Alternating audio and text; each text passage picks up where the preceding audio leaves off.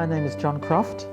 We're here talking about the nature of dragon dreaming, which is a way of running projects that make your dreams come true.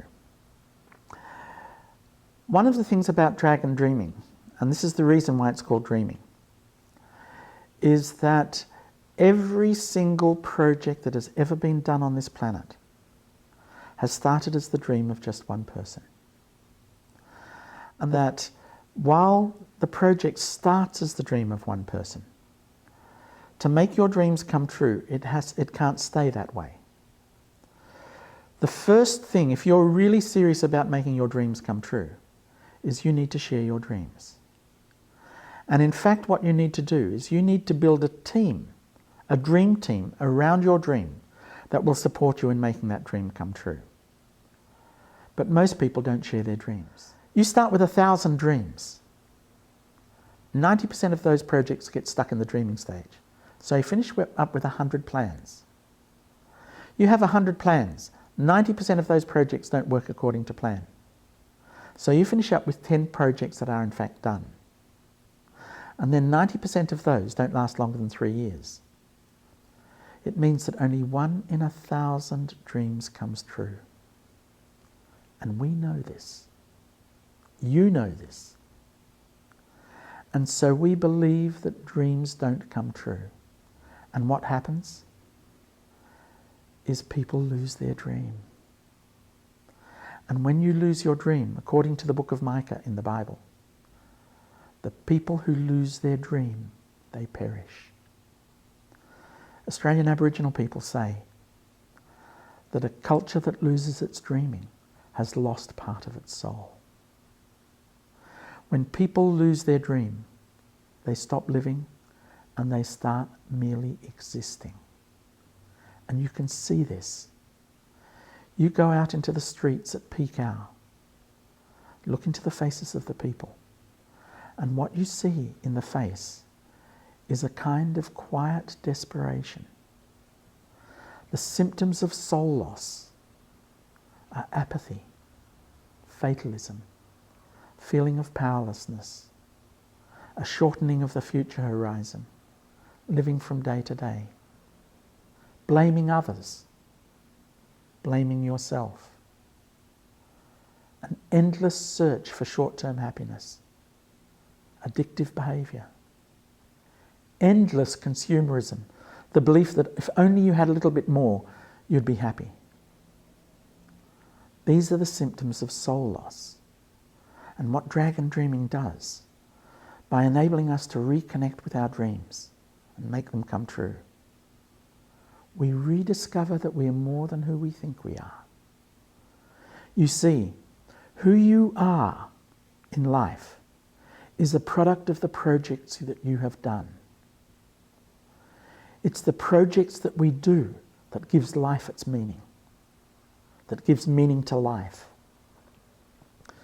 And so what we need to do is to rediscover how to make our dreams come true. And we can't do this playing win-lose games. You know, if the dreamers and the doers and the planners and the celebrators are fighting and playing win-lose games, the project won't work. We need each other. We need to recognize that our differences are our greatest resource, not a source of conflict. How do we do this? It needs the win-win approach. So what we do in dragon dreaming is we take a project and we turn it into a board game. And by getting a team of people to come together and play that game, when that game is finished, the project is complete and people's dreams have come true. All around the world, using dragon dreaming, there are a large number of projects being done, probably about somewhere between 1,000 and 2,000. We're still currently unsure of the number. Collecting the data about projects is always a problem. The projects range in scale. Successful big projects grow out of successful little projects, and there's a lot of little projects that are being done. For example, there was a project being done of trying to build community within a street. And what happened was there was a woman who was really committed to the fact that frogs are disappearing all around the world. And so what she did she built a frog pond in her garden, and that was her project. And she spoke about her neighbours, about the fact that frogs were disappearing. And there was one neighbour who came to her and was almost in tears, and he was an Italian. He came to her and he was almost in tears, and he said, "Look, I've had 3 frogs sitting on my hot water system all winter, and they've gone. Can you give me 3 frogs back again?" And she said, "No, I can't do that, but I can show you how to build a frog-friendly garden." And so she showed him how to build a frog-friendly garden. And as a result, she built a frog pond in his garden, and he, was being Italian, built a marble frog pond with a fountain in the middle of it. But as a result of this, what happened was really intriguing, because there were 19 frog ponds built in that street, and it was the frogs that began the process of neighbours speaking to each other again. So it was a frog-led community recovery project. Now that was a very small project, and it was a huge success. There was another town in which one person had tried to make himself completely energy self-reliant. And he realised that this was not possible so long as the whole town was still using fossil fuels. And so what he did, he decided he was going to build a community-owned electric wind farm, the first in Australia. It's a project that they have now installed the wind generators. It was a project that took 10 years to accomplish. But now there's a community in which 80% of that community is now self-reliant on renewable energies. And that was a bigger project. There was, in Ghana, there is a university. And this university is the closest to a sustainable university anywhere in the world. All of the water that's used at that university is recycled and used to grow food for 5,000 students. And the methane digesters from the composting toilets of that university is used to cook the food for 5,000 students and staff. And they wanted to run a conference on how to, for other African universities to become sustainable in Ghana. They used Dragon Dreaming as the tool to plan their conference. The conference was held in 2009, and staff and people from all around Africa came to Valley View University in Ghana to learn how to make their university sustainable as well. In the University of Viçosa, the students there organised a conference in agroecology. And they got a Dragon Dreamer who was a staff member of the university to come and teach them how to use Dragon Dreaming to plan that conference. The conference was so successful that the staff of the university, who were amazed at the students who organised this conference, how successfully the conference went, they wanted to learn Dragon Dreaming too. And so at a staff in service course, they got one of the staff to come and teach them Dragon Dreaming. And they're now starting to use Dragon Dreaming inside the courses at the university. As a result of this, of the University of Viçosa, one of the students used Dragon Dreaming as the organising principles for their doctorate, and she's now got a doctorate using Dragon Dreaming. They have taken Dragon Dreaming now into the Amazon rainforest, and it's now being used for planning sustainability of rainforest areas within the Amazon, in the Amazonas state of Brazil. We discovered recently at the Global Eco Village Network conference, where Dragon Dreaming has been taught for the last 6 years, the biggest Dragon Dreaming project worldwide was organised by Nara Petrovic, who was a person who learned Dragon Dreaming at a Global Eco Village Network conference and took it to Slovenia. There, they mobilised 300,000 people to come together for one day to clean up the whole country of Slovenia. 300,000 people, it's 15% of the total population of the country, for one day. And even the president of Slovenia put on gloves and got a plastic bag and went out and helped to collect rubbish. Dragon Dreaming projects work on all different kinds of scales, from the very small to the very large. But this is the way in which projects can make a difference in their community. We have projects that at the World Climate Conference in Copenhagen, there was a third conference held that was simultaneous to the big international conference called Climate Bottom, that was organised originally using dragon dreaming. Dragon dreaming can be used at any scale. It's a tool of techniques that can be used to build win-win games. It is a way of building a new culture, a win-win culture to replace the win-lose culture that we're living in at the moment. It is a design philosophy for building outrageously successful projects and organisations. It is a toolbox of tips and techniques that can be adapted to be used in individual projects of all different kinds. And it is a community of practitioners that support each other in celebration to support the growth of these sorts of things. What we need is a threefold plan. A project that builds personal growth for the people involved, that builds community in whichever way we design and whatever community is, a project that works in service to the earth. And if we can do those three things, the changes that we need worldwide can in fact occur, because we can liberate the collective intelligence of our planet. What is the Great Turning? We're living through the third great turning in the history of humankind on planet Earth. The first great turning began about 10,000 years ago, and it was linked to the shift from being a hunter and gatherer culture into being farmers and living in cities. And as of October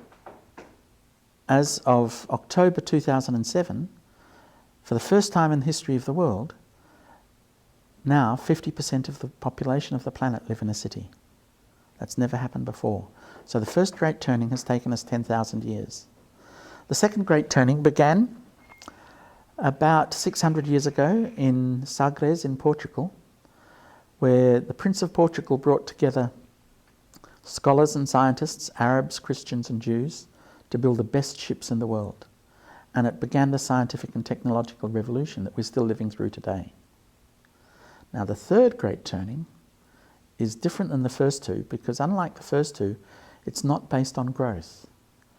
It's based on how do we shift a culture that is based on permanent growth into being a culture that sustains complex life on the planet.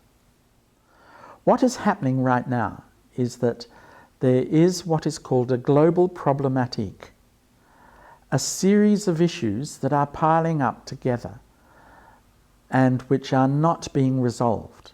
For example, we've all heard of climate change.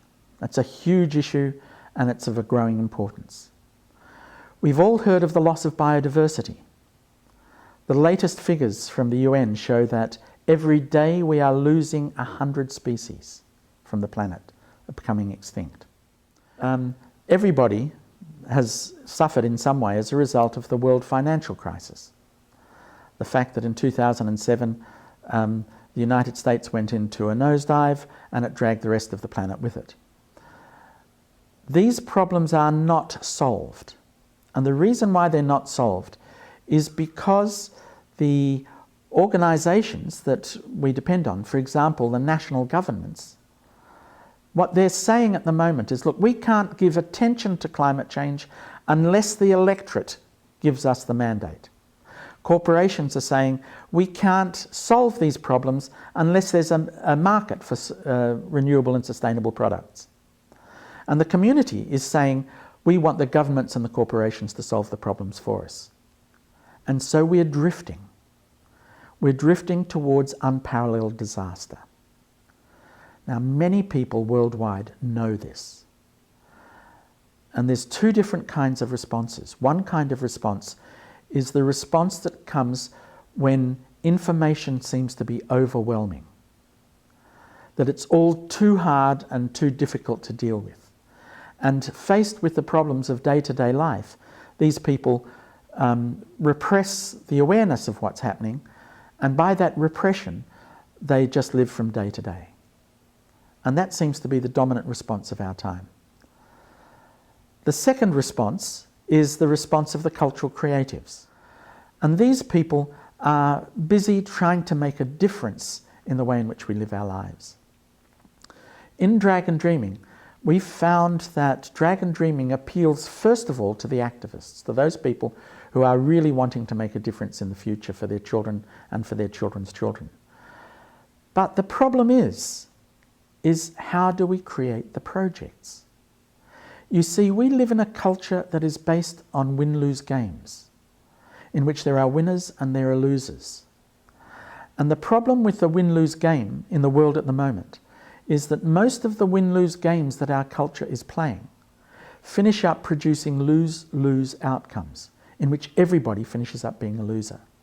You can see this unfolding in the Middle East, where win-lose games are being played all the time. And everybody finishes up being worse off than they were before the game began. Now, what that means is that we need a different way of playing the game. And the different way of playing the game in Dragon Dreaming is that we need to shift our cultural understandings away from lose-lose to win-win. It means we have to achieve 100% of your dreams and 100% of my dreams if we're truly going to build a win-win sustainable project together. Now, what that means is that Dragon Dreaming is a way of making people's dreams come true. We have had in Australia, over the 23 years before Dragon Dreaming left Australia, 611 community projects that were done through the Gaia Foundation of Western Australia that pioneered the Dragon Dreaming approach. Not one of those projects failed. Not one of those projects ran at a loss. They all covered their costs. The projects may have evolved during the course of the project, but not one project failed. This is what can happen if you build a win-win culture.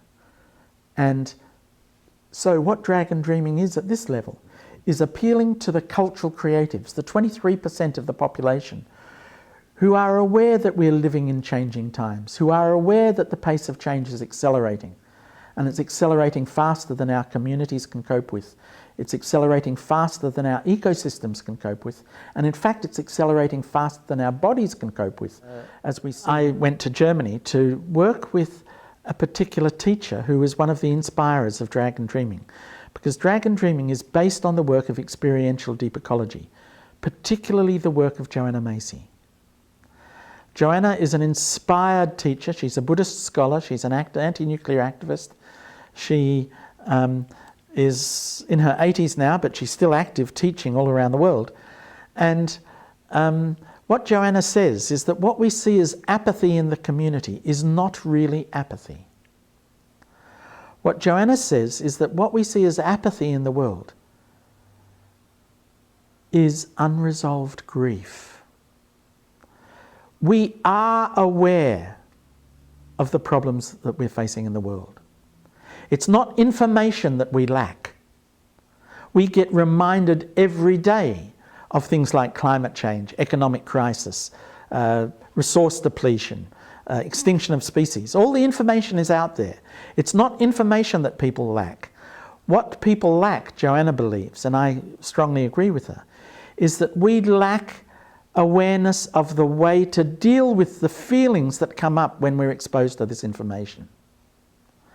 And what people do when they're exposed to this information, what they do, most people, is that they emotionally shut down. The feelings of fear, of anger or rage or grief or sorrow, they do not know how to deal with these feelings. And so they suppress the awareness of these feelings and try and cope on a day-to-day basis. Now, the way in which we are organised psychologically is you cannot shut down your negative emotions without shutting down your positive emotions at the same time. Emotions are emotions, and if you shut down half of your emotional life, you're shutting down 100%. And so what happens with this is that people come to live in emotional flatland. As you're suppressing your grief and your sorrow, what you're doing is you're suppressing your feelings of love, because grief and sorrow comes out of what you've loved and lost. So you suppress grief, you're suppressing love. If you're suppressing fear, what you're doing is you're suppressing your courage. The person who's totally fearless is not courageous. True courage is feeling the fear and being able to act anyway. So as you suppress your feelings of fear, you're suppressing your feelings of courage. What we're doing by suppressing these negative feelings is we're suppressing our joy, we're suppressing our enthusiasm, and we come to live in this area of emotional flatland, which is characterized by a slow slide into permanent depression. You see, we need these emotions because these emotions give us information that we urgently need. This information is information that we can get in no other way. We evolved the capacity to feel these emotions over 150 million years because they give us information that we need for our survival. It's interesting, the Vietnamese Buddhist Thich Nhat Hanh, who was nominated by Martin Luther King for the Nobel Peace Prize, was once asked, what is the most important thing we need to do at the moment in dealing with the global problematic, the problems that we're facing worldwide? And they expected him to say something like, solve the population problem, or deal with endless consumerism, or help fix the environment. And what he said stunned everyone, because what he said was we need to hear within ourselves the sound of the earth crying.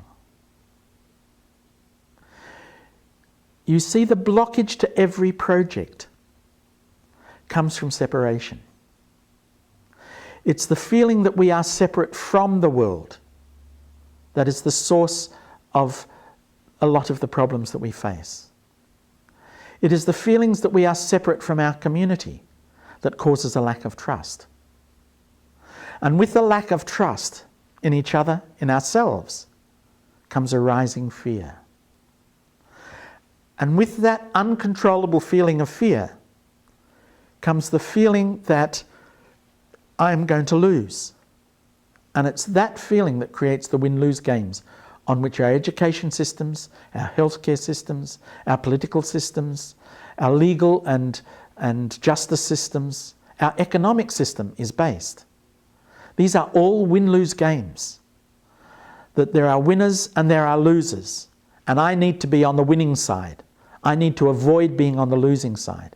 And so long as we are playing these win-lose games, we see each other as a threat. We see the world as a threat. We see the world itself as an alien place that we need to take control of if we are to survive. But the reality is we are not separate. We're not separate from the world. We're not separate from each other. We are not separate from ourselves. And by staying in this awareness of connection, that we have the place in which we can stand, we can act, and we discover that these feelings are not threats. They give us back our life. They give us the motivation in which we can act and we can change. The question I've just been asked is, what is the spiritual nature, or the spiritual roots, if you like, of the dragon dreaming approach? The world out there is so big and so huge and so frightening, and for me in here, it can seem that it's a frightening place. And so from that separation comes a fear, an existential fear about survival. And as a result of that fear, what we do is we are afraid that we are going to lose.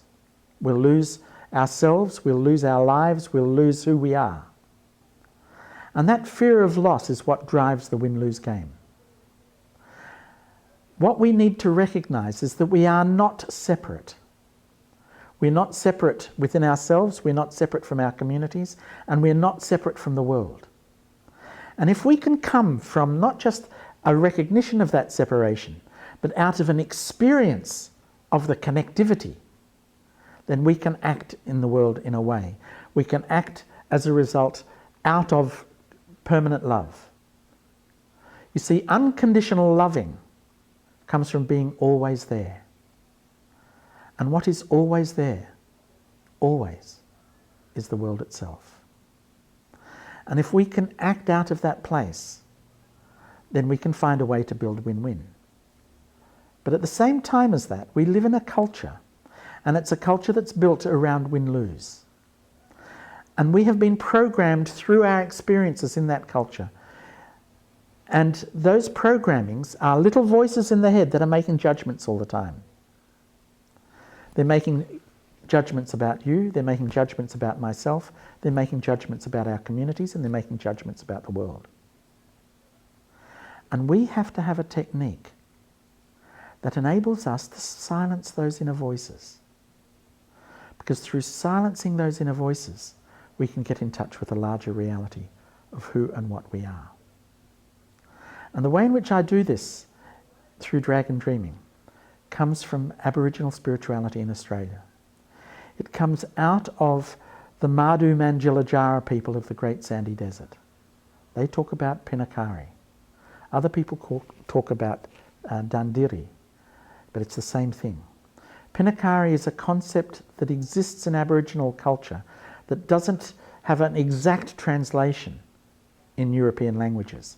But the closest we can get to it is the deeper listening. Now, we do the deeper listening not just through our ears. The deeper listening is a listening in which we allow us to actually hear the earth itself speak through us. Because who am I? Who am I right now? John Croft, who's sitting here talking to Rita, I am the whole world having a John experience.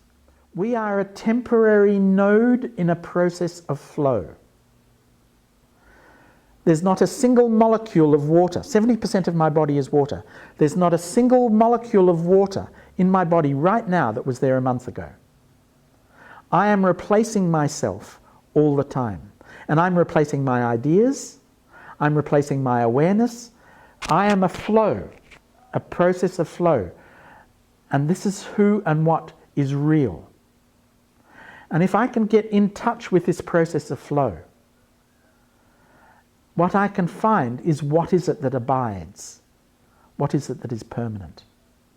And what is permanent is the flow itself.